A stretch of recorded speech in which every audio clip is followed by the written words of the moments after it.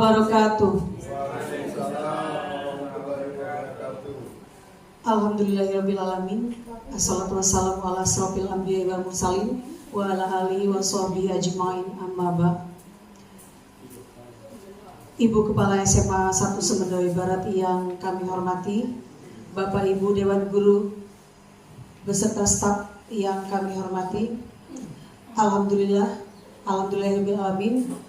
Pada pagi, siang, menjelang siang ini kita semua bisa berkumpul di sini dalam acara pengimbasan budaya positif di SMA Negeri 1 Semendawi Barat. Salawat dan salam tak lupa kepada junjungan kita Nabi besar Muhammad Sallallahu Alaihi Wasallam yang syafaatnya senantiasa kita nantikan sampai di yaumil akhir. Amin ya robbal alamin.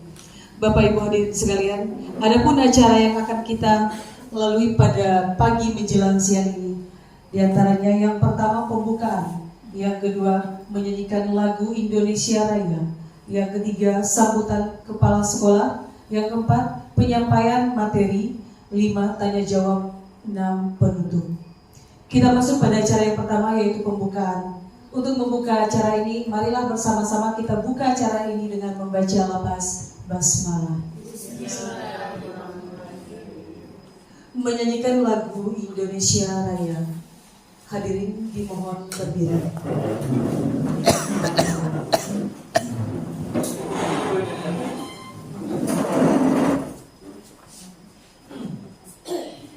Hiduplah Indonesia Raya. Indonesia tanah airku, tanah tumpah darah. Di sanalah aku berdiri, jadi pandu hidupku.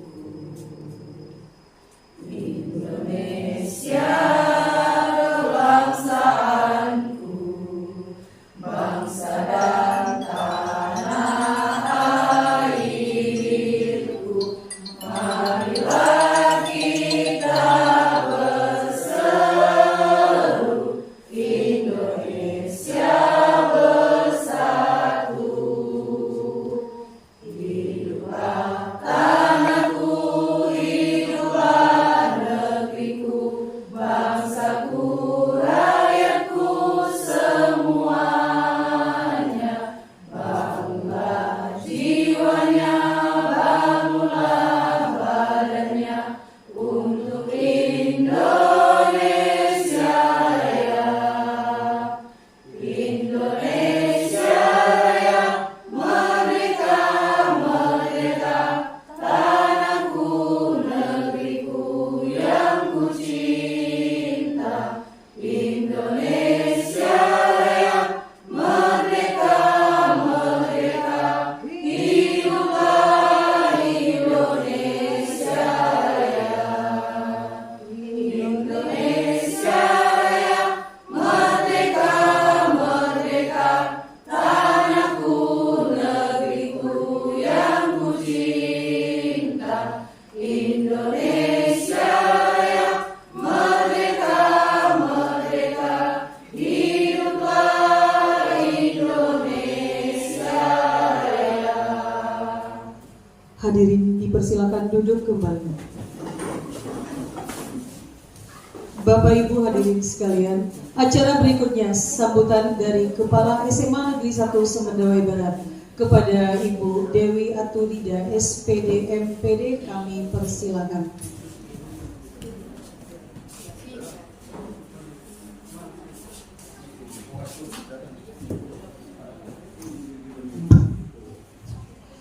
Assalamualaikum warahmatullahi wabarakatuh.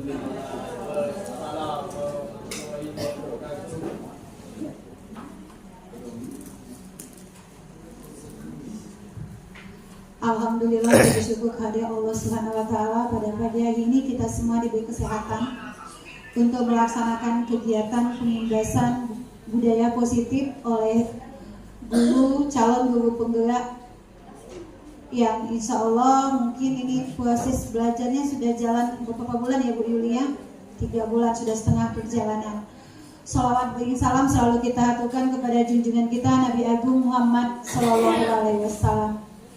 Bapak Ibu yang berbahagia, hari ini marilah kita sama-sama mendengarkan materi yang akan disampaikan oleh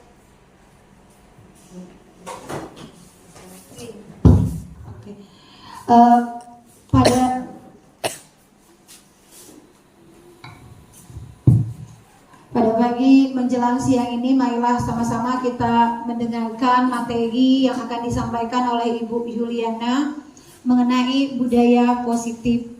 Jadi budaya positif yang harus kita kembangkan di sekolah dalam rangka meningkatkan kualitas pembelajaran terhadap peserta didik. Bapak Ibu yang berbahagia, kita sekarang ini tidak bisa lagi mengajar dengan paradigma lama. Kita harus bisa mengajar dengan cara paradigma baru. Kita tidak boleh lagi melakukan segala sesuatu hanya berpusat pada guru, tetapi juga harus melibatkan siswa di dalam membangun sebuah aturan yang ada di sekolah. Jadi budaya positif misalnya kesepakatan kelas. Jadi kalau selama ini mungkin tidak terlalu paham, nanti akan dilanjutkan oleh Bu Yuli bagaimana membangun budaya positif melalui kesepakatan kelas. Jadi kalau misalnya kita ngajar siswanya selama ini ada yang tidur, mungkin dengan kesepakatan kelas yang akan dibuat bersama akan menghilangkan hal-hal seperti itu. Jadi silakan Bapak Ibu diikuti dengan seksama supaya apa yang Ibu Yuli sampaikan ada manfaatnya dalam rangka meningkatkan kompetensi kita.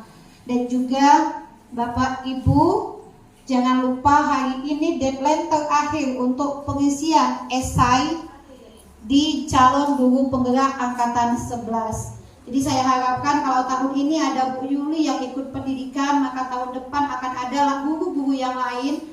Kalau bisa yang daftar semuanya bisa lanjut sampai ke tahap akhir untuk pendidikan.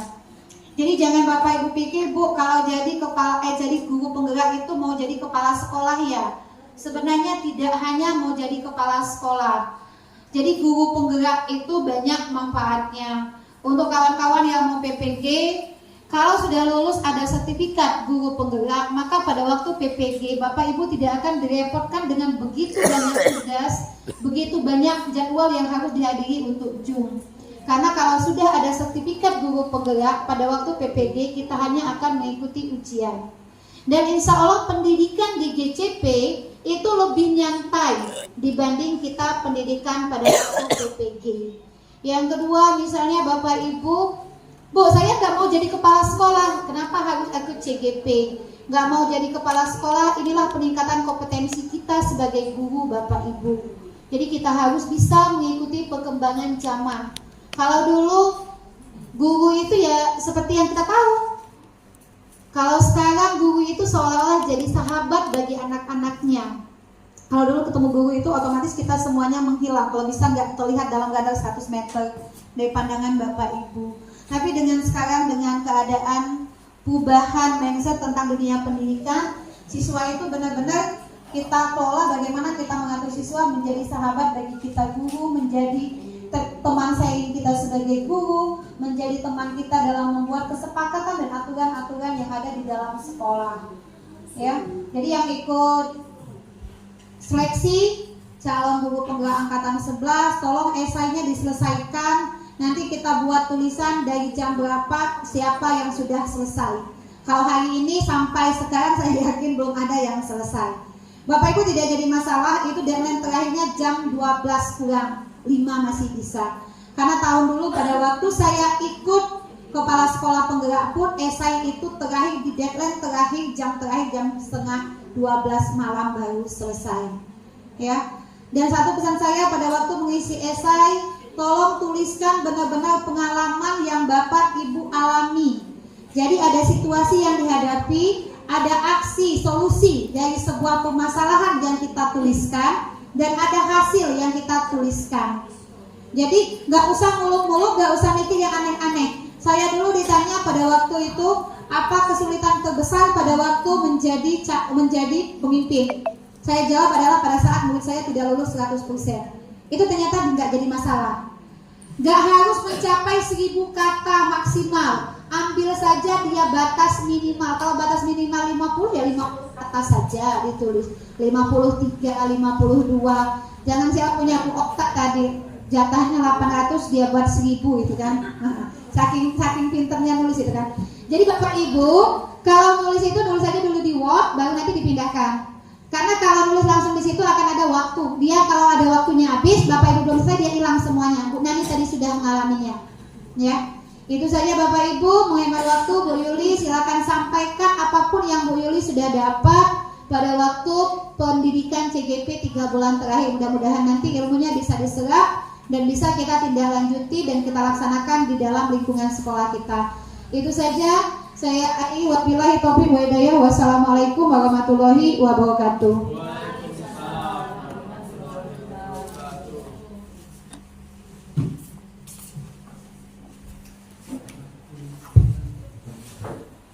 Ya, itu tadi sambutan dari Kepala SMA Negeri 1 Semendawi Barat. Kepada Ibu kami ucapkan terima kasih. Berikutnya penyampaian materi yang dalam hal ini akan disampaikan langsung oleh Ibu Yuliana SPD. Kepada Ibu kami persilakan.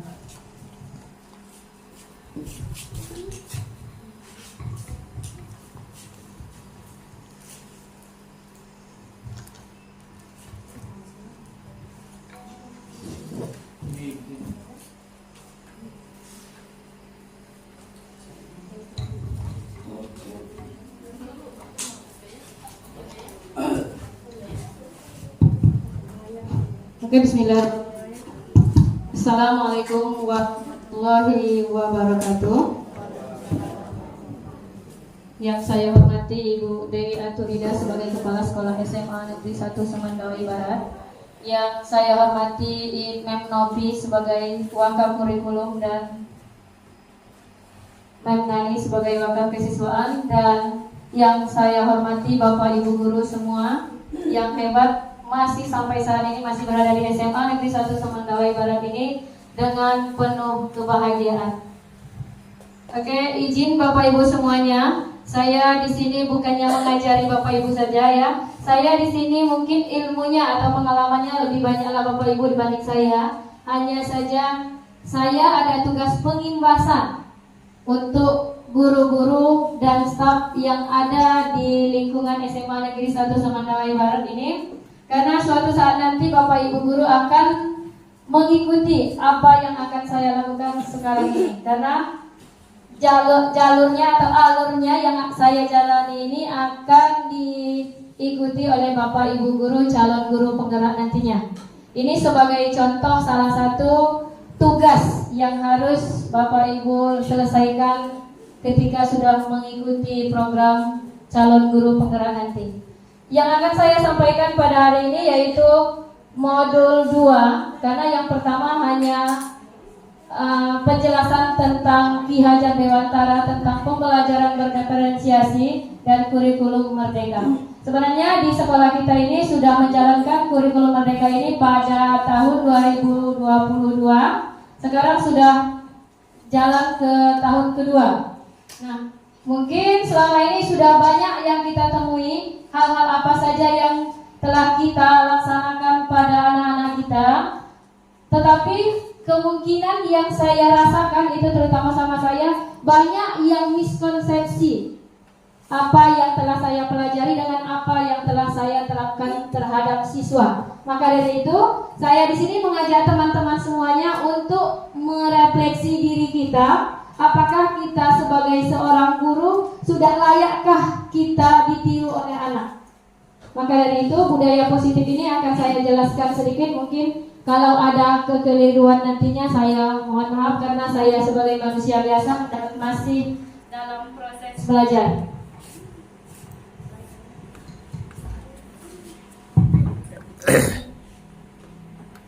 Adapun model ini diharapkan berkontribusi untuk mencapai kompetensi lulusan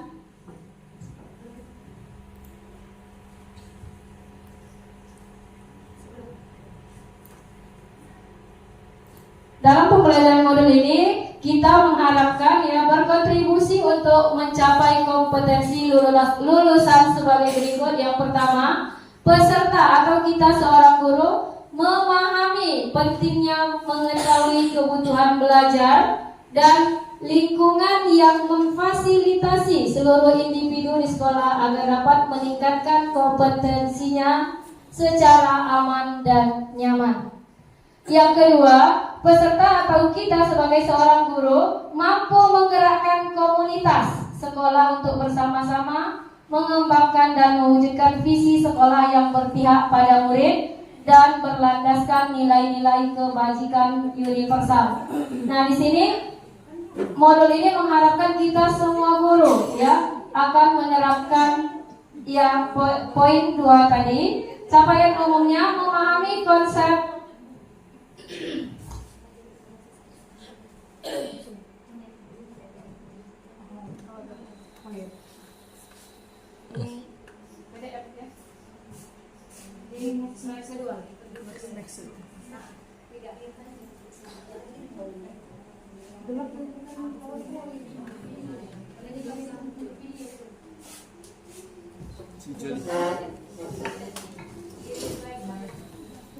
Silau.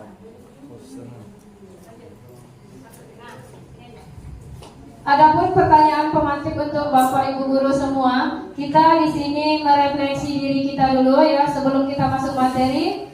Kita biasanya sebelum mengajar itu menyiapkan pertanyaan pemantik terlebih dahulu, maka dari itu kita di sini menyiapkan pertanyaan pemantik untuk Bapak Ibu guru semua. Di sini ada beberapa pertanyaan yang harus Bapak Ibu jawab berdasarkan yang telah Bapak Ibu rasakan, yang telah Bapak Ibu guru alami.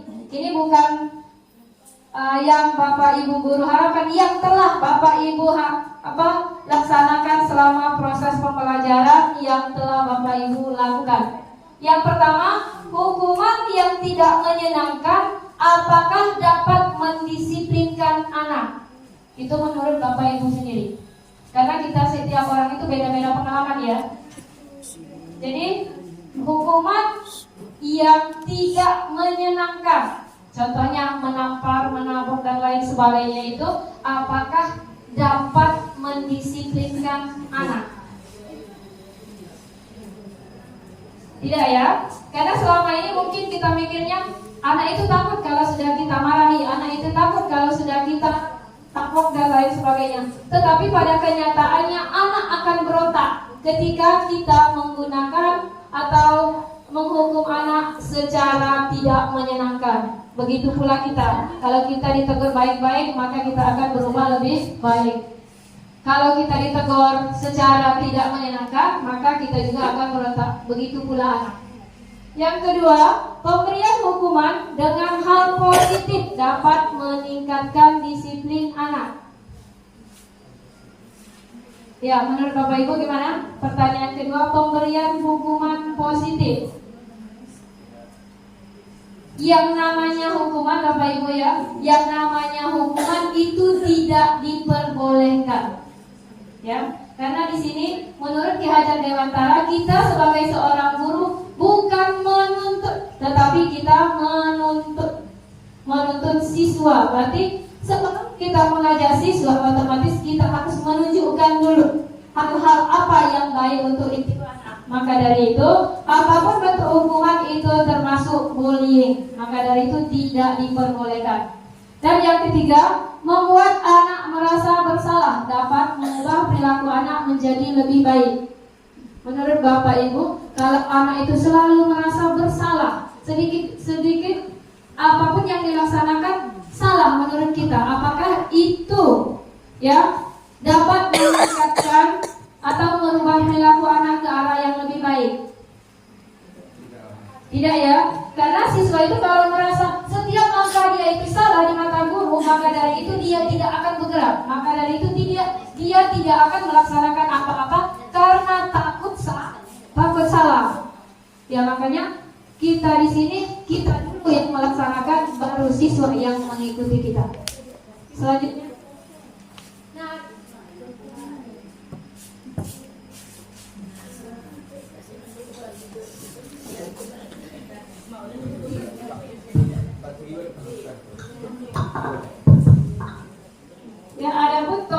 dalam eksplorasi konsep kita pada pagi hari ini, yaitu ada 6. Mungkin ini saya akan sampaikan secara singkat saja. Yang pertama, disiplin positif dan nilai-nilai kebajikan universal. Yang kedua, teori motivasi, hukuman dan penghargaan dan restitusi. Yang ketiga, tentang keyakinan kelas. Yang keempat, kebutuhan dasar manusia dan dunia berkualitas.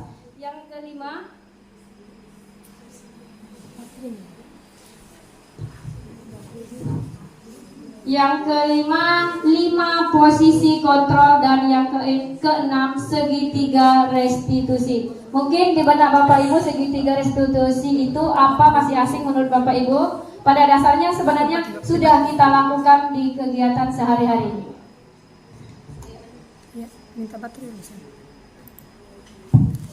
Ini pembelajaran yang pertama, kita akan membahas tentang disiplin positif dan nilai-nilai kebajikan universal.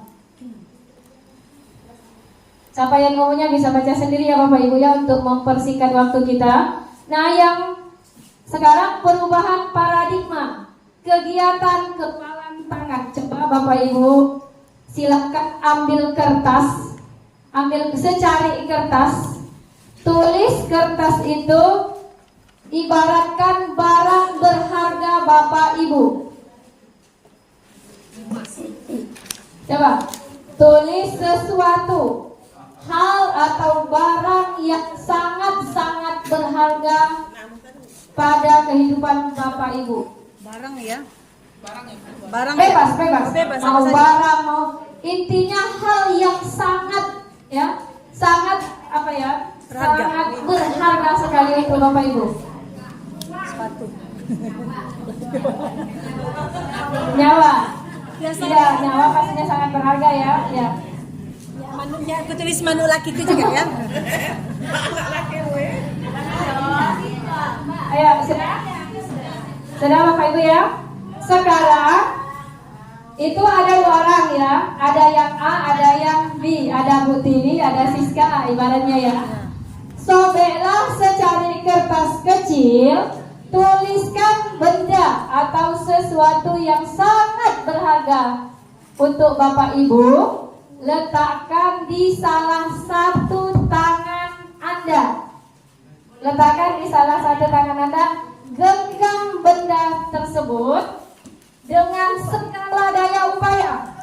Dengan skala daya upaya ya. Setelah itu, teman Anda sebelahnya mencoba, berusaha sekuat tenaga untuk membukanya. Ayo, kamu ya. Satunya mempertahankan, satunya untuk berusaha untuk merebut. Coba apa yang Bapak Ibu rasakan sekarang? Sakit, apa lagi? Susah ya? Ya, susah? Nah, ada yang bisa menceritakan hal positif dari yang Bapak Ibu alami tersebut? Ada yang bisa menceritakan hal apa saja yang Bapak Ibu rasakan dari proses menggenggam harta benda yang sangat berharga ya pada Bapak Ibu, sedangkan yang benda yang Bapak Ibu merasa sangat berharga tetapi akan direbut oleh kawannya.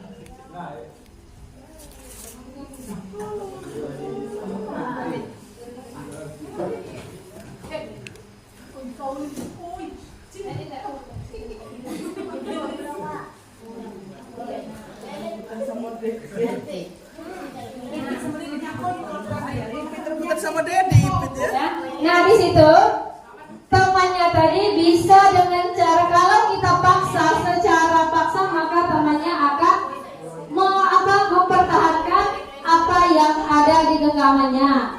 Tetapi ini yang cara lain, ada yang temannya itu bisa menggunakan cara lain, seumpamanya membujuk, mengancam, merayu, menyuap dan lain sebagainya. Ya, bisa dengan cara itu juga. Mungkin kalian merasa ada yang kekerasan, ada yang merayu, ada yang apa, berusaha semaksimal mungkin untuk mengambil hal-hal tersebut. Ya. Nah, di sini ada perubahan paradigma stimulus respon teori kontrol. Siapa sesungguhnya yang memiliki kontrol? Parasit ya. Ya, di sini ada stimulus responnya dan teori kontrolnya. Kita mencoba mengubah orang agar berpandangan sama seperti kita. Ya, kita mencoba mengubah orang agar berpandangan sama dengan kita. Bisa nggak? Nggak bisa. Pada teorinya kita hanya bisa berusaha, ya, kita hanya bisa berusaha memahami pandangan orang lain tentang dunia. Jadi kita tidak bisa menyamakan persepsi kita dengan persepsi orang lain, hanya saja tetapi kita berusaha. Yang kedua, perilaku buruk dilihat sebagai suatu kesalahan. Teorinya semua perilaku memiliki tujuan, ya. Jadi tidak semua perilaku buruk itu sebagai suatu kesalahan, karena yang melakukan perilaku tersebut pasti ada tujuannya. Yang ketiga, orang lain bisa mengontrol saya, tetapi pada teorinya hanya Anda yang bisa mengontrol diri. Jadi kita seumpamanya kepala sekolah mengontrol kita, tetapi kalau kita tidak bisa mengontrol diri kita sendiri, maka dari itu sama saja bohong, ya. Kita sendiri yang bisa mengontrol diri kita. Selanjutnya, pemaksaan ada pada saat bujukan gagal, ya. Kalau namanya pemaksaan itu namanya pembujukan yang gagal, tidak ada jalan lain, ya. Tetapi kita di sini sebagai seorang guru berusaha semaksimal mungkin untuk berkolaborasi, ya, untuk menciptakan pilihan-pilihan baru. Ini hanya teori kontrolnya saja. Nanti kita masuk di pembahasan secara rinci, kita akan merasakan, kita akan menyadarkan diri kita sudah baikkah kita selama ini. Selanjutnya, model berpikir menang atau kalah. Teorinya model berpikir itu model berpikir menang saja, bukan menang, ya. Selanjutnya, nah, adapun disiplin positif itu banyak halnya, Bapak Ibu, ya. Tetapi selama ini mungkin kita ada miskonsepsi tentang kata disiplin, maka dari itu ada nanti pembahasan tentang disiplin itu sendiri. Kalau benar kita disiplin itu mungkin tentang aturan, tentang tata tertib. Pada kenyataannya tidak hanya seperti itu.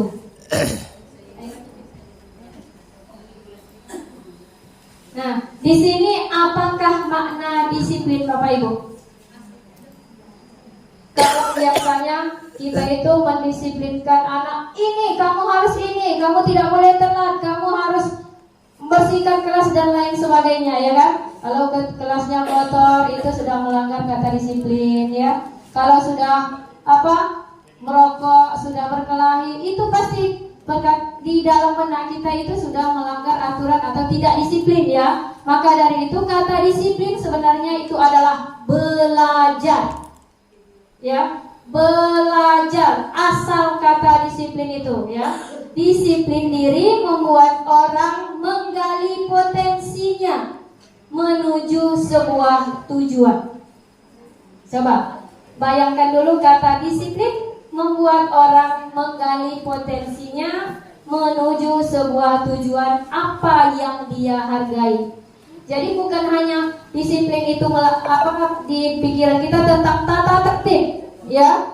Selama ini terutama saya, pikiran yang saya rasakan selama ini tentang disiplin itu tata tertib yang harus kita patuhi, ya. Tetapi pada dasarnya disiplin itu membuat kita menggali potensi kita dari dalam diri kita dulu, ya. Yang selanjutnya, ya.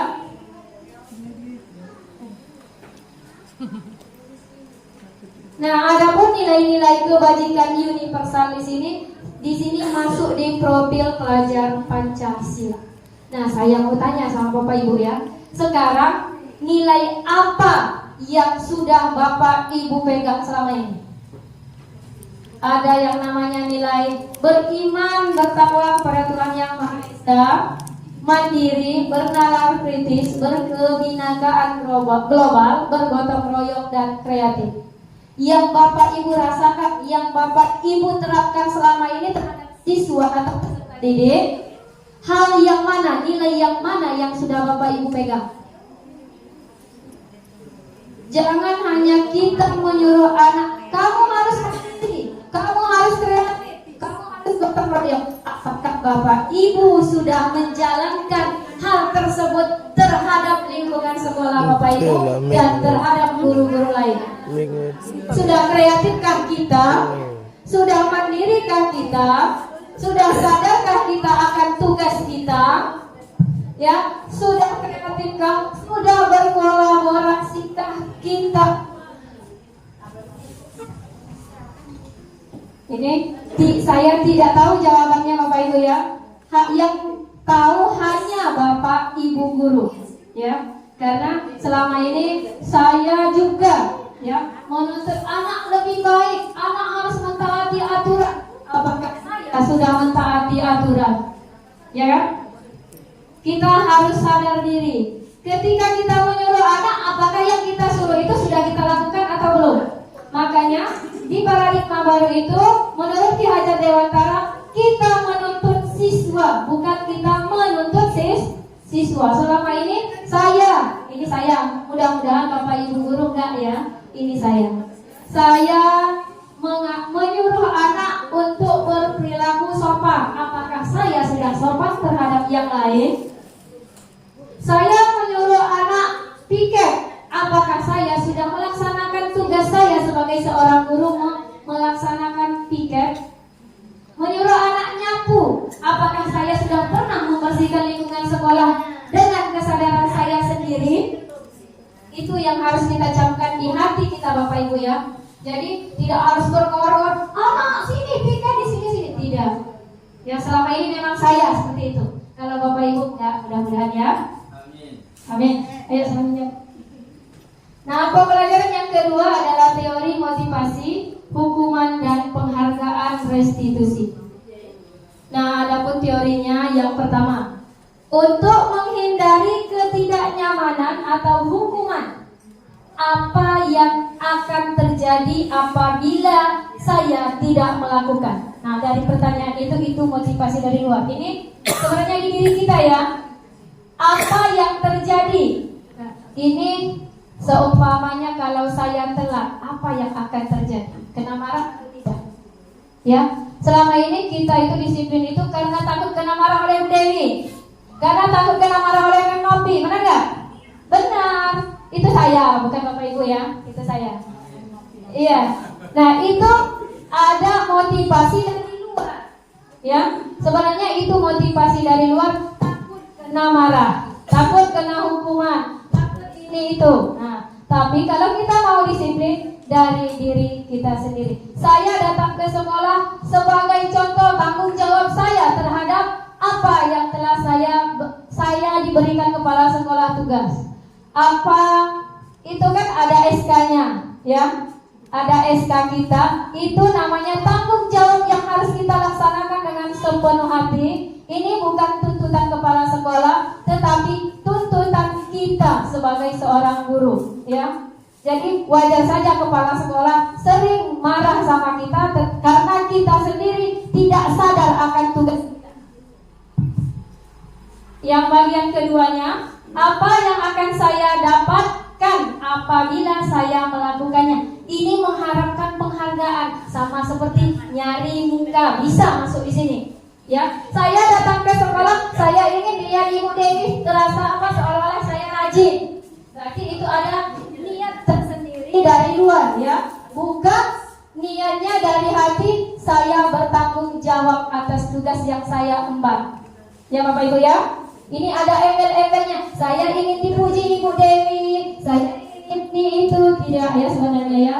Pada hakikatnya nomor 3 ini, saya akan menjadi orang yang seperti apa bila saya melakukannya. Nah, yang nomor 3 inilah yang hal positif akan kita laksanakan pada proses kegiatan ya, pada kegiatan selama di sekolah, bukan hanya di dalam kelas. Yang nomor 3 ini yang harus kita laksanakan. Dan selanjutnya, nah, adapun teori merdeka menurut Ki Hajar Dewantara, merdeka itu artinya tidak hanya terlepas dari perintah, ya, akan tetapi juga cakap buat memerintah diri sendiri. Coba bayangkan kalimat itu Bapak Ibu. Kalau kita diperintah rasanya kurang, menjalankannya itu kurang ikhlas ya Bapak Ibu ya. Makanya tanamkan di dalam hati kita Bapak Ibu untuk memerintah diri sendiri, menggerakkan diri kita sendiri. Contoh, kita disuruh mendaftar. Memang pada dasarnya kita kalau tidak ikhlas akan berat menjalaninya Bapak Ibu. Tolong Bapak Ibu, kalau mau mendapatkan ilmu yang lebih bermanfaat lagi, jalani dengan ikhlas. Jangan pakai embel-embel di belakangnya, ya. Mungkin tahu sendiri embel-embelnya hanya kita yang tahu ya. Jadi jalanilah dengan ikhlas.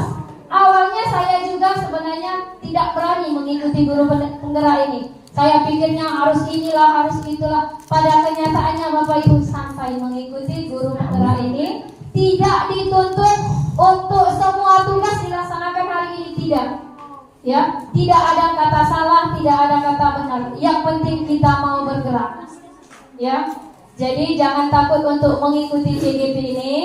Meskipun ada embel-embel yang akan akhirnya kita dapatkan, tapi pada hakikatnya ilmu-ilmu baru yang belum pernah kita pelajari di semasa kita sekolah atau pendidikan, maka di CGP ini kita akan mendapatkan hal-hal yang sangat banyak sekali. Ya. Di sini ada hukuman dan penghargaan, masih sama seperti yang tadi ya, ada hukuman dan penghargaan. Apa yang terjadi apabila saya tidak melakukannya masih sama dengan yang tadi, ya. Lanjut saja Bu.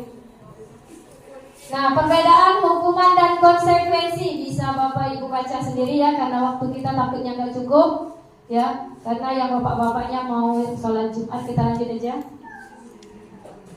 Ayo lanjut aja.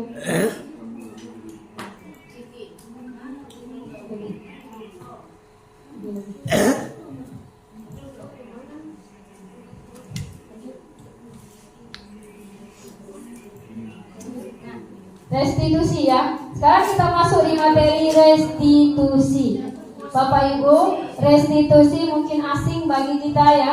Ini restitusi ini akan kita terapkan di kelas pada saat anak bermasalah.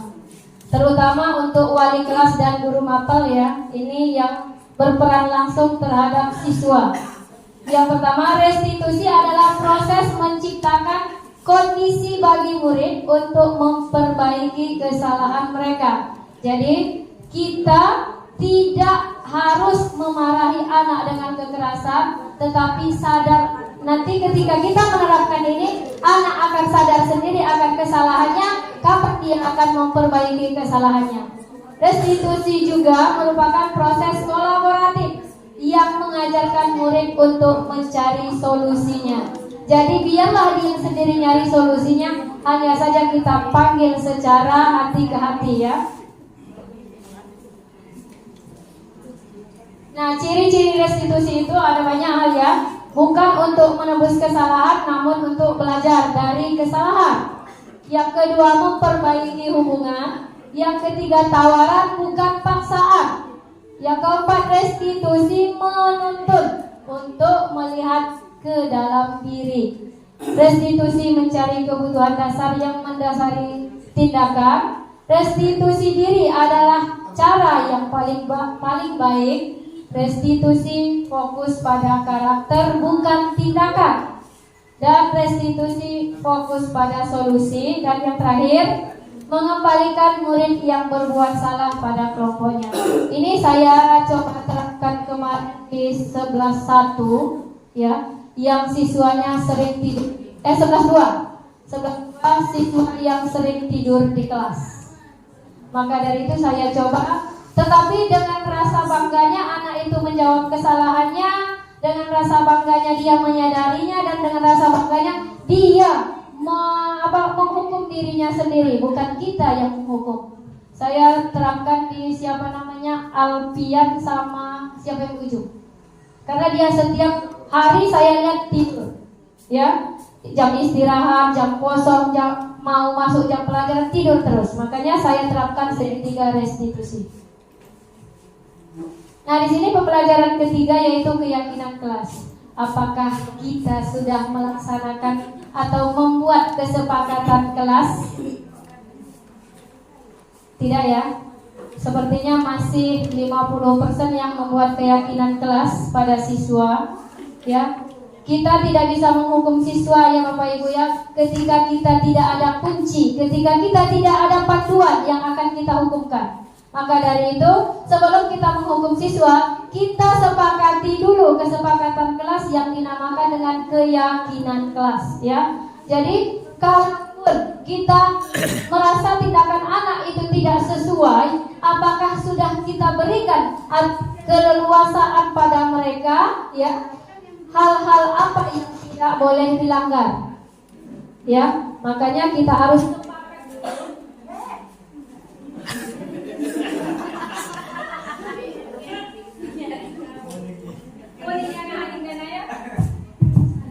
kita harus sepakat dulu dengan siswa hal apa saja yang tidak dilanggar oleh siswa.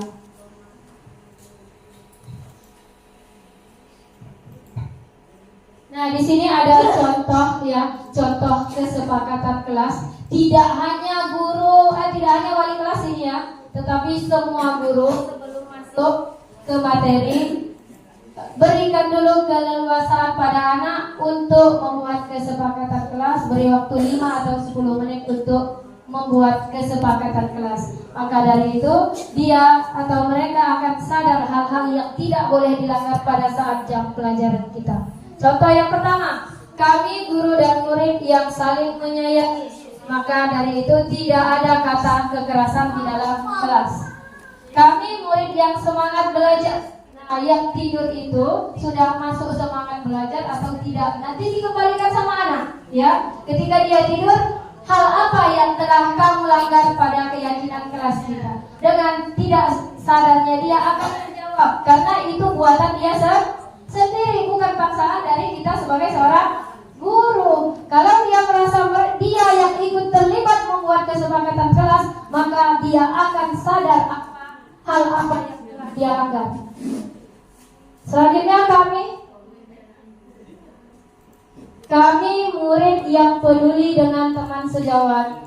Maka dari itu dia tidak akan membuli temannya, tidak akan melakukan kekerasan pada temannya, karena dia merasa kami murid yang peduli dengan teman-teman. Nah, itu contoh kesepakatan kelas sedikit saja, karena setiap guru itu beda-beda persepsi. Ada gurunya yang tidak suka siswanya datang terlambat. Ada guru yang tidak suka ketika dia masuk siswanya masih di luar, ya kan? Maka dari itu kesepakatannya berbeda-beda. Tetapi Bapak Ibu, sebelum kita membuat kesepakatan kelas, kita juga harus mencontohkan hal-hal apa yang tidak boleh dilakukan oleh anak. Jadi jangan menuntut anak, kamu harus aktif, kita aja enggak. Benar enggak? Kamu harus kreatif, kita aja enggak. Tugas kita nunggu dipaksa baru dikerjakan. Benar enggak? Dan sama seperti anak kita, ya. Jadi kita dulu yang mencontohkan, bukan orang lain. Ini mungkin hanya teori saja ya, teori saya saja. Mudah-mudahan Bapak Ibu tidak mempraktekkannya. Kalau saya mudah-mudahan insya Allah akan saya terapkan ke depannya, karena ini masih proses belajar, ya. Nah, ini ada kegiatan pendalaman keyakinan kelas. Ada yang dinamakan tabel T, tabel I. Nanti Bapak Ibu, kalau Bapak Ibu lulus TGP nanti, semoga saja semuanya lulus, supaya ya sekolah kita lebih baik lagi. Karena ilmunya sangat banyak sekali yang akan kita dapatkan. Miskonsepsi yang telah kita laksanakan akan terselesaikan dan akan menemukan jawaban-jawabannya di calon guru penggerak nanti. Selain mendapatkan embel-embel mau jadi apa ke depannya. Kalau niat saya sekarang, jangan Bapak Ibu pikir saya akan menjadi kepala sekolah. Tidak. Yang saya pikirkan sekarang, saya akan merubah saya sendiri dulu, baru mengajak Bapak Ibu semua. Niat saya seperti itu. Bukan saya mau embel-embelnya kepala sekolah, bukan saya mau jadi pengawas. Tidak Bapak Ibu. Yang penting kita ajarkan sama anak-anak kita sesuai apa yang dituntun, ya, sesuai apa yang diharapkan dari pembelajaran yang akan kita laksanakan. Jadi saya tekankan lagi Bapak Ibu, jangan sekali-sekali kita menuntut siswa. Jangan sekali-sekali kita menuntut siswa. Kalau kita mau mengajak siswa berkolaborasi, kita juga harus turun, ya. Kita juga harus turun mengikuti atau melaksanakan kolaborasi terhadap anak-anak kita, ya.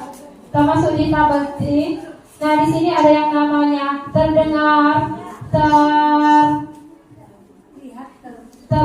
terlihat dan berperilaku. Nah, di sini ada pendalaman keyakinan, ya. Mungkin Bapak Ibu masih asing, ya, dari ini contoh yang aman ini. Kami meyakini bahwa sangat penting untuk menghormati semua orang dan barang milik orang lain. Nah, terdengarnya seperti apa kata-katanya, ya?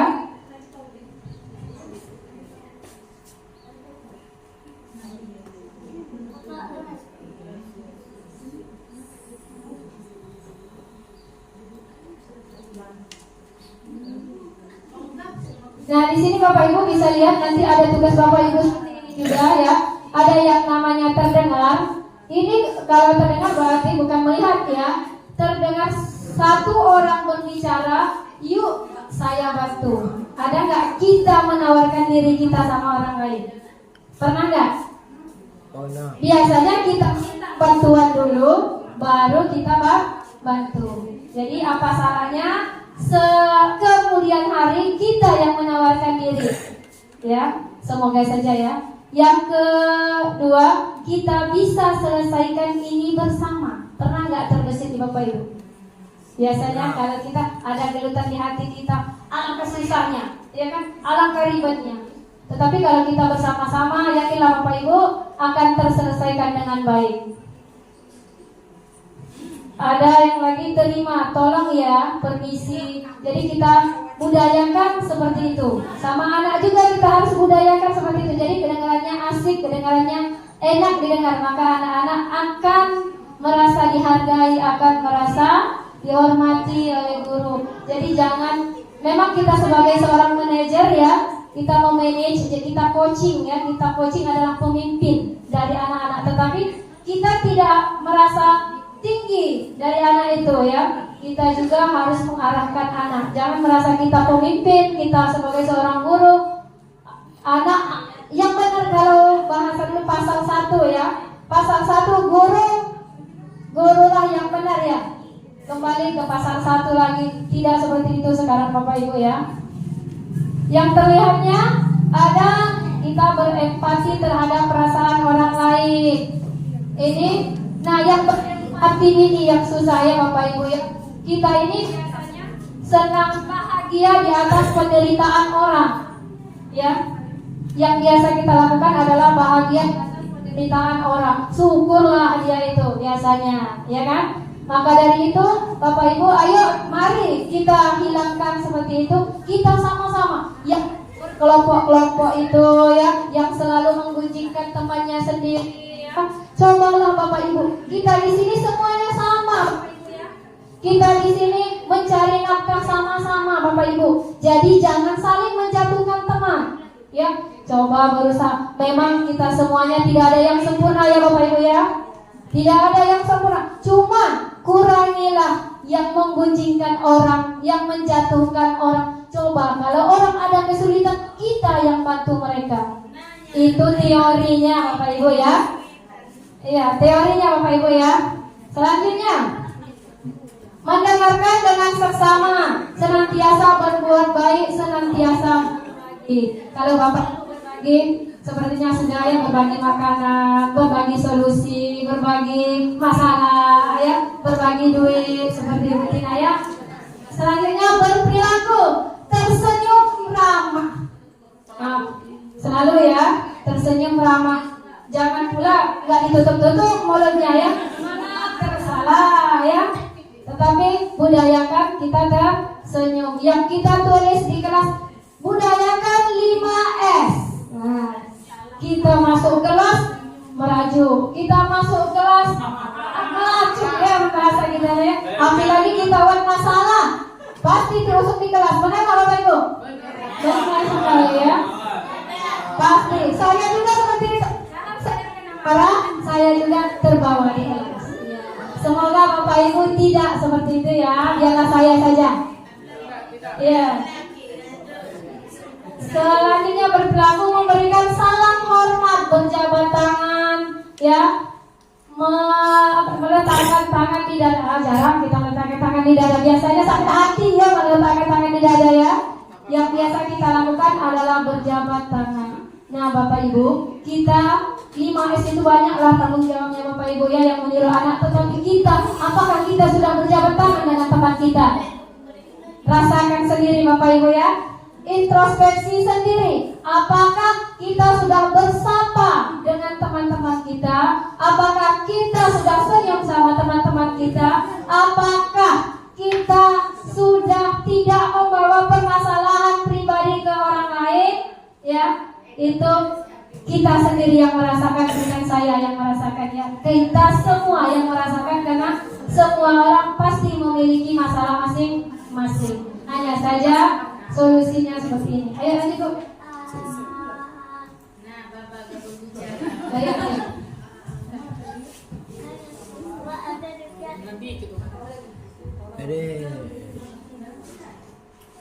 Nah, ini ada yang namanya guru tugasnya, ada murid tugasnya. Guru tugasnya bukan, murid tugasnya bukan, itu murid sebelahnya ya. Ayo guru ya. Nah, coba Bapak Ibu pahami dulu kata-kata ini ya. Yang mana yang menurut Bapak Ibu layak untuk diri Bapak Ibu? Di sini guru tugasnya mengajar. Benar, kita sudah mengajar, sudah semuanya mengajar ya. Guru tugasnya mendidik, mengajar belum tentu mendidik. Kalau dia mendidik semuanya tercakup ya, Makanya kita tugas guru adalah juga mendidik, menjawab pertanyaan, memberi nilai, mengatur kelas, menegakkan peraturan kelas di sekolah, menjalankan keyakinan kelas, peduli terhadap semua murid. Ada di antaranya Bapak Ibu ya, biarlah anak itu tidur, katanya yang penting jangan mengganggu orang lain. Itu salah Bapak Ibu ya. Memang benar dia tidak mengganggu orang lain, tapi pada kenyataannya kitalah yang berusaha membangunkan anak tersebut. Jangan dibiarkan ya. Saya lihat, saya dengar ya, ada, saya juga sebenarnya ya, ada kita sebagai seorang guru berpikir, biarlah, yang penting dia tidak mengganggu kawannya. Tidak Bapak Ibu, itu salah. Karena niat siswa itu dari rumah untuk menuntut ilmu. Walaupun dia mendapatkan satu ilmu, yang penting dapat. Kalau dia dibiarkan tidur, apa yang akan dia dapat? Nanti kebiasaan di mapel-mapel lain juga pasti terimbasnya. Ya Bapak Ibu ya. Jadi kedepannya kita, ini saya tidak layak sebenarnya ya menyampaikan ini terhadap Bapak Ibu, karena baiklah Bapak Ibu dibanding saya. Ya, saya hanya menyampaikan teori saja ya. Mohon maaf sebelumnya ya Bapak Ibu ya, jika kata-kata saya kurang berkenan ya. Ini kan kita hanya mengintrospeksi diri kita. Yang selanjutnya, murid tugasnya belajar, mencoba menghasilkan yang terbaik dari diri, bertanya jika tidak paham, mengikuti peraturan, menjalankan keyakinan kelas, mendengarkan, memeriksa tugas kembali. Itu tugasnya murid, bukan tugasnya guru. Selanjutnya, tugas guru bukan. Nah, ini yang harus kita tekankan ya Bapak Ibu ya. Tugas guru bukan menyakiti atau disakiti. Sekarang Bapak Ibu atau saya, sudahkah kita menyakiti siswa? Tidakkah kita menyakiti perasaan teman kita? Ya, memaksa kamu untuk belajar, tidak ya? Karena kesadaran kita dan tanggung jawab. Merapikan barang-barang murid itu bukan tugasnya guru, tetapi kita mengajak murid. Ya, itu bukan tugas guru, tapi kita mengajak murid atau menuntun murid. Ayo nak, kita rapikan. Nah, harus rapi, itu salah. Itu menuntut namanya ya. Jadi kita itu bedakan kata menuntut dengan menuntut. Ya, sekarang kita makanya ada undang-undang itu tidak boleh ada kekerasan terhadap anak, karena itu akibat si guru itu menuntut, ya, menuntut bukan menuntut siswa. Menyiapkan makanan atau barang-barang alat tulis, tidak, itu bukan tugas kita sebagai seorang guru. Tugasnya bukan, sama itu tugas siswa sebelah, sama dengan semuanya ya.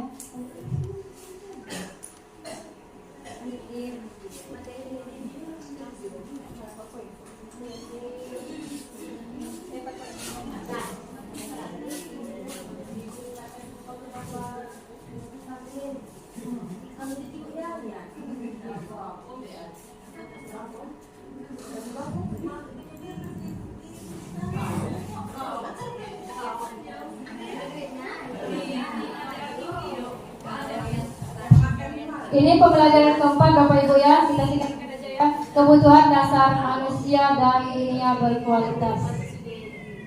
Nah, kebutuhan manusia itu yang pertama bertahan hidup pasti ya Bapak Ibu ya.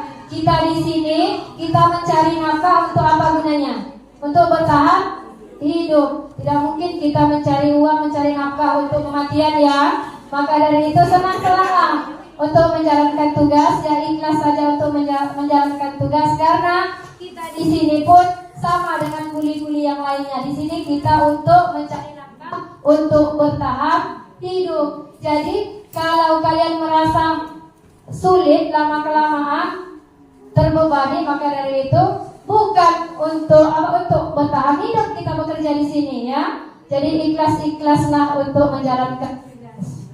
Yang kedua, kasih sayang dan rasa diterima ya. Di sini kalau kita ingin diterima, kita juga harus menerima orang lain ya. Jangan merasa kita di sini hidup sendiri ya Bapak Ibu ya. Di sini kita sama, kita komunitas, kita berkolaborasi. Jadi apapun yang kita rasakan, kita sama-sama merasakannya.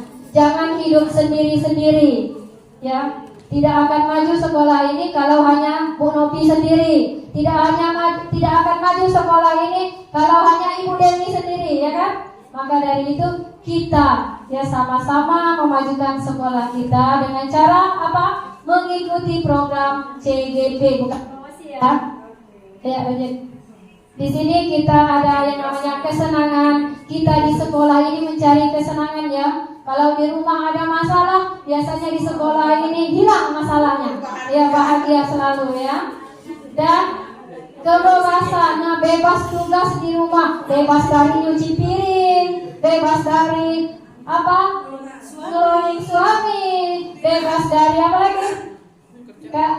Kerja paksa, kerja rodi di rumah ya.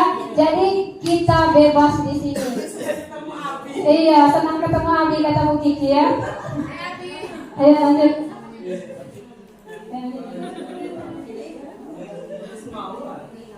Nah, ini ada 5 posisi kontrol pembelajaran kelima. Nah, jangan dihilangkan 2 huruf ya. Ya. Nah, ini lagi masuk ke hati ya. Ini guru seperti apakah kita? Ya, Bapak Ibu, coba kita mengulas kembali guru seperti apakah kita selama ini? Ya, sadarkah akan tugas dan kewajiban kita sebagai seorang guru? Ya, iya. Saya, iya. Iya.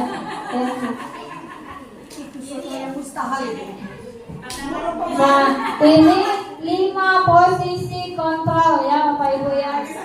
Iya, jangan dihilangkan 2 huruf ya. 2 huruf. Nanti salah arti ya.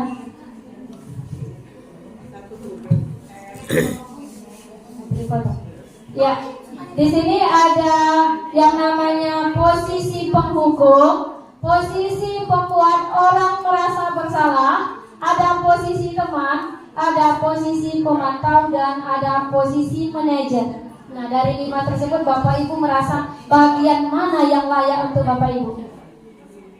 Di situ ada kalimat-kalimatnya. Coba Ibu Aika. Ibu Aika BK ya. Bu Aika guru BK, biasanya dia yang tahu ya sifat-sifat anak, karakter anak dan lain sebagainya. Biasanya guru BK itu dianggap guru yang baik ya. Kalau ini Ibu Aika, yang saya tahu selama saya belajar, BK itu kan selama ini pikiran orang pasti di situ tempatnya masalah. Benar nggak Bu Aika? Ya, tempatnya penyelesaian masalah biasanya di BK itu.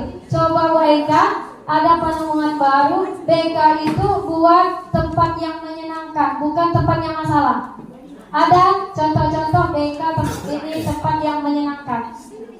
Ya, selama ini siswa itu kalau masuk ke BK, yakinlah itu siswa ada masalah, benar nggak?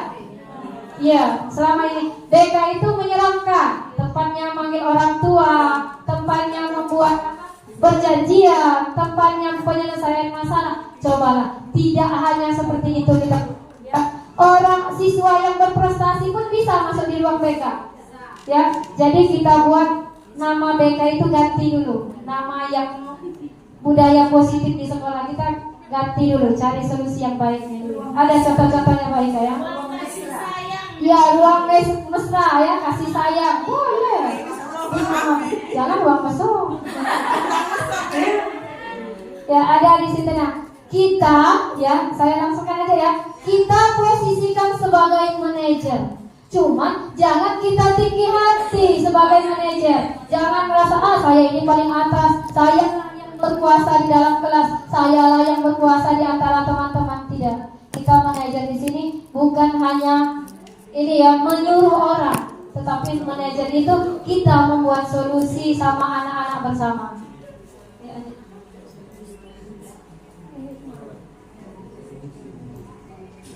Nah, di sini ada pernyataan pertanyaan siapa yang mengatakan. Nah, saya kecewa sekali dengan kamu. Biasanya siapa yang mengatakan? Guyu ya. Pembuat orang merasa bersalah. Kamu tidak pernah benar melakukannya. Itu posisi penghukum. Kita biasanya kamu itu salah. Nah, itu masuk di mana? Ya, kamu itu saya kecewa sekali. Berarti anak itu nanti merasa bersalah karena gurunya sudah kecewa. Jadi kata-kata tersebut coba kita kurangi, ya. Sudah itu, kamu tidak pernah benar. Kamu selalu tiap hari selalu melanggar aturan, ya. Berarti itu Bapak Ibu atau saya itu masuk di kategori penghukum. Ayolah lakukan demi ibu. Itu berarti sebagai teman, ya. Dengan merayu anak, ayolah ini kita belajar yuk, supaya kita nggak ditegur kepala sekolah, supaya kita kelihatannya baik. Berusaha membujuk anak itu termasuk di teman. Apakah kamu mau mendapatkan stiker bintang? Itu termasuk pemantau. Bagaimana kamu bisa menyelesaikan masalah ini? Nah, kita manajer adalah kita mengembalikan permasalahan terhadap anak. Ya, bagaimana kamu bisa menyelesaikannya? Contoh, nanti ada yang namanya segitiga restitusi, ya. Segitiga restitusi itu kita manggil anak, ya. Ini sebenarnya tugas BK, ya. Sebenarnya tugas BK, tapi kita juga tugas kita sebagai seorang guru, kita harus tahu dulu masalah anak itu. Seperti terlambat ke sekolah, ya. Contoh anak terlambat ke sekolah, jangan langsung dihukum Bapak Ibu. Kita tanyakan dulu, siapa tahu dia pecah ban, siapa tahu dia tidak punya kendaraan. Selama ini saya menghukum anak, ya. Selama ini anak kita hukum telat, kita juga sering telat. Benar ya? Iya. Anak telat, kita telatnya setengah jam. Benar nggak? Iya, itu kita, ya. Itu kita. Jadi tanya dulu masalahnya. Kita telat itu bukan sengaja ya Bapak Ibu ya. Kadang Kita sudah bangun jam 4, anak kita rewel, belum suami kita, ya belum ini itulah. Jadi kadang tidak disengaja telat itu. Maka dari itu jangan langsung menghukum. Tanyakan dulu apakah anak itu telat, kendalanya apa. Maka dari itu dia akan menjelaskan kenapa. Memang ada di antaranya anak-anak itu sering berbohong, ada di antaranya anak-anak telat itu sengaja mampir sana mampir sini. Tetapi ada juga, tidak semua anak seperti itu ya. Sama dengan kita di sini, tidak semua guru yang suka telat sebenarnya. Tetapi ya, iya, tidak sengaja kita telat. Tapi terkadang ada di antaranya sebentar lagi ya. Sebentar lagi banyak juga teman-teman yang lain sering telat. Jangan seperti itu. Kita sadar akan tugas kita. Ya, tugas kita itu di-SK-kan ya Bapak Ibu ya. Ditanda tangan kepala sekolah, ditanda tangan kepala dinas dan lain sebagainya. Itu kewajiban kita. Iya, aku saya ya. Nah, ini yang terakhir, materi terakhir ya, segitiga restitusi tadi. Nah, ini yang harus kita terapkan. Ya, yang pertama, ini namanya segitiga. Yang pertama itu, ketika kita menemukan permasalahan terhadap anak seperti telat, sering tidur di kelas, ya, itu kita tanyakan dulu masalahnya apa. Siapa tahu permasalahannya dia disuruh orang tuanya kemana dulu bekerja, ada seperti Akib ya, ada lagi yang dari Cempaka, dia itu biasanya disuruh dulu kemana ngantarkan makanan dulu di warung ya kan, makanya telat. Kadang tidak disengaja, mungkin dia mencari nafkah karena kebutuhan kita berbeda-beda, kantong kita tidak bisa disamakan dengan orang ya Bapak Ibu ya. Nah makanya kita juga harus tidak bisa menyamakan orang semuanya sama. Karena itulah gunanya berdiferensiasi. Kita harus tahu kekurangan anak, kita harus tahu kekurangan kita harus tahu juga kekurangan orang lain. Nah, di sini ada setiap orang pasti pernah melakukan kesalahan, ya kan, benar nggak? Benar. Jadi kita manusia pasti pernah berbuat salah, apalagi saya, ya, selalu salah. Saya minta ini salah, ya kan? Saya minta tugas ini sama Bapak Ibu guru, salah, benar nggak? Tidak. Saya disuruh mengumpulkan ini, salah. Pasti ada di hati Bapak Ibu ya. Tapi dengan rendah hati saya mengucapkan minta maaf kepada Bapak Ibu. Bukan saya memaksakan Bapak Ibu untuk mengumpulkan sesuatu, tetapi karena itu tugasnya seorang guru. Ya, sebenarnya kalau kita sadar tugas seorang guru seperti membuat modul, itu tidak harus dipaksa Bapak Ibu ya. Walaupun bagus atau tidaknya, yang penting kita ada usaha. Kalau tidak tahu bertanya. Ini bukan zaman dulu. Zaman dulu kalau kita tidak membuat, maka kita tidak akan tahu. Sekarang contoh banyak, ya. Contoh banyak di YouTube, di Google dan lain sebagainya. Nah, sudah kita mengidentifikasi masalah, kita tanyakan ke anak-anak, kemudian kita akan tanyakan, kamu tentunya punya alasan mengapa melakukan seperti itu, benar gak? Punya alasan. Sudah itu, sudah efektifkah? Tanyakan, sudah melanggar aturan kesepakatan kelas kita atau tidak? Sudah itu, nilai-nilai apa yang telah disepakati? Dan akhirnya, kamu ingin menjadi orang yang seperti apa? Ya, langkahnya biarlah dia sama kita yang menyelesaikannya. Kita cari solusi, bukan cari siapa yang salah, ya. Bukan cari siapa yang salah. Biasanya kita di sini mencari-cari kesalahan orang. Kita sama-sama mencari solusinya, Bapak Ibu ya.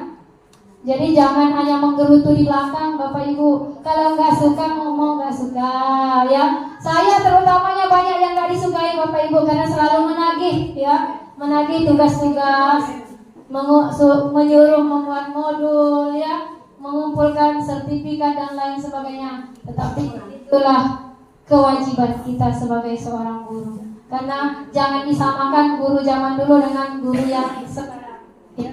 Kita berusaha mengikuti perkembangan zaman.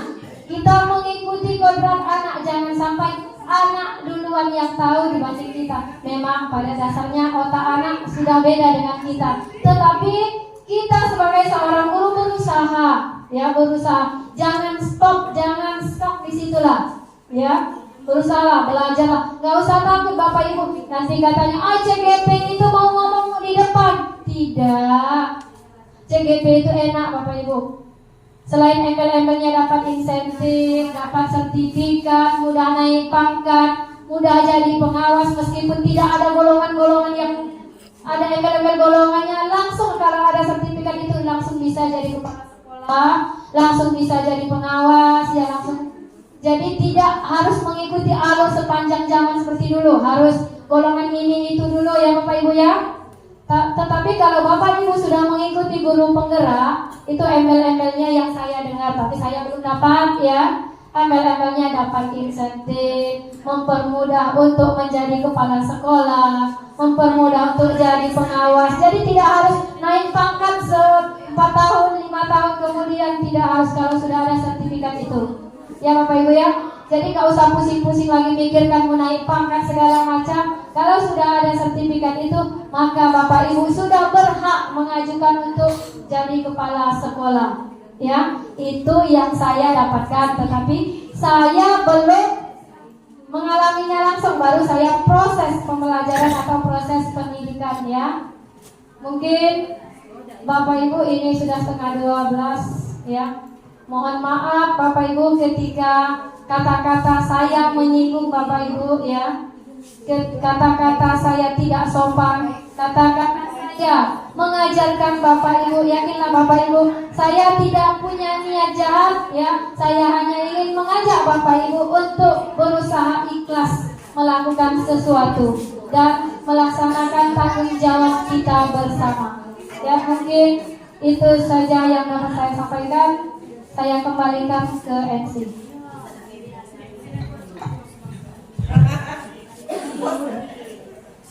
Ya, itu tadi materi yang telah disampaikan oleh Ibu Yohana. Banyak sekali manfaat yang kita dapatkan hari ini ya, sebagai gambaran bagi guru-guru yang lain untuk mengikuti jejak beliau. Mudah-mudahan kita yang daftar di tahap ini bisa lulus semua dan bisa mengikuti pendidikan jadi guru penggerak seperti Ibu Yuliana ya. Amin. Oke, karena acara sudah kita laksanakan semua, maka kita tiba di acara penghujung. Untuk menutup acara ini, marilah kita bersama-sama menutup acara ini dengan lafaz hamdalah. Saya selaku pembawa acara mengucapkan terima kasih atas perhatiannya. Mohon maaf atas segala kekurangan. Akhir kata, wabillahi taufiq wal hidayah. Wassalamualaikum warahmatullahi wabarakatuh.